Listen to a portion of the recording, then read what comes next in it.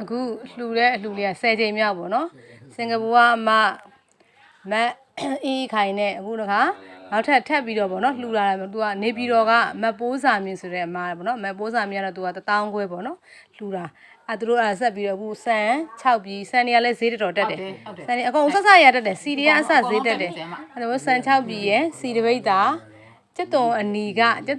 50နဲ့5ချက်သားဟိုအာလူကတပိတ်တာဘဲဥက10လုံးဒီမှာ coffee milk လေးက9ထုတ်တစ်ထုတ်ကို600နဲ့ဟိုနေဒါက600ဆိုတော့65လေး30 3000ပေါ့နော်3000ဟိုကကျွတ်တုံအနီက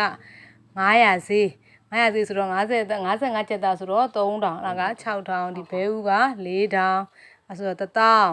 ဟိုဒီအာလူလေးကတပိတ်တာဆိုတော့9000အဲ့မှာ1000ခွဲပေါ့နော်ဟိုစီကတော့တပိတ်တာ19500ဈေးရှိတယ်ဆန်ကလည်းဈေးတက်တယ်တအိတ်ကိုသူကဘယ်လိုလဲ32000နဲ့3000ရှိတယ်အဲ့ဒါမျိုးဒီနေ့ကအကုန်ပေါ့အစုံပြောမစလို့ရှင်လဲ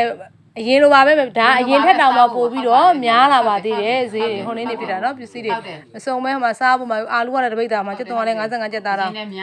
ဘဲဥနဲ့အာလူလေးနဲ့ဘဲဥလေးနဲ့ပေါ့နော်ချင်းချက်စားလို့ရတယ်စီဆိုလို့ရှင်လဲဈေးတွေလည်းတက်နေရမှာအောင်နေဖြစ်တာဒီလားဒါက10ချိန်မြောက်ပေါ့နော်စင်ကာပူကအမတ်ကြီးခိုင်နဲ့ဒီနေပြည်တော်ကဟိုနေညီမလေးပေါ့နော်မပိုးစာမျိုးဆိုတဲ့ညီမလေးကနေ1000ခွဲပေါ့နော်စုပြီးသူတို့2ယောက်စုပြီးတော့လှူတဲ့အလှူလေးပေါ့နော်နောက်တော့မှဒါလှူပြီးသွားပြီဒီဆန်နေဒီဟာတွေကစီတွေကအဲ့အမစင်ကာပူကမှလှူပြီးသားတော့ကြတော့သူက line ပေါ်တင်နေတဲ့ဟာလေးတွေကိုသူကကြည့်ပြီးတော့သူလဲပေါ့တရားပေါက်ပြီးတော့သူကနေပြီးတော့လှူပေးတာပေါ့နော်သူတို့လည်းလှူပေးတာဒီလားသူက1000ခွဲသူအစားဒီကြက်သွန်းတို့ဒီအာလူတို့ဘဲဥတို့ဒီ coffee milk လေးတွေပေါ့နော်အဘကဟို coffee milk ကြိုက်တယ်ကြိုက်လို့အလားနဲ့coffee milk လေးဝယ်ပြီးတော့ထည့်ပေးလိုက်တာပိုတာလေးကိုပေါ့နော်အဲဒါကြောင့်မလို့အဲဒါကြောင့်မလို့အလှူရှင်တွေဖြစ်တဲ့ဟုတ်လားစင်ကာပူကမတ်အီခိုင်နဲ့အဲ့ဒီဟိုနေပြည်တော်ကမပိုးစာမြင့်ညီမလေးမပိုးစာမြင့်တို့လည်းစုတွေပေးပြပါအောင်နော်ကျမပါချမ်းသာပါစေဒီနေ့မကလှူနိုင်တန်းလိုက်ပါစေလို့ကျမကြီးလည်းဂရုစိုက်ပါလို့ပြောရေးဆိုရေးလူရေးကိုင်းမှာအကုန်လုံးအောင်မြင်ပါစေလို့ဝင်းတာပါတယ်အထူးကိုဝင်းတာတယ်ဘာဖြစ်လို့လဲဆိုတော့ဒီလိုပေးနေတာလေကို့မှာဝင်းတာတယ်ချမ်းသာတာကို့မှာစားရတယ်လေ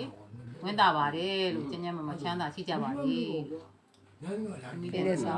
ဆိုနေပြည်တယ်နော်အတူလေးကိုကျမပါချမ်းသာပါစေလို့လှူရတဲ့အတွက်ကျေးဇူးတင်ပါတယ်လို့ပြောလိုက်လေကျေပြောကျမပါစေချမ်းသာပါစေလို့လှူရတဲ့အတွက်ကျေးဇူးတင်ပါတယ်အကြောင်းလေးတက်ရတော့မလားဟုတ်ကဲ့ဟုတ်ကဲ့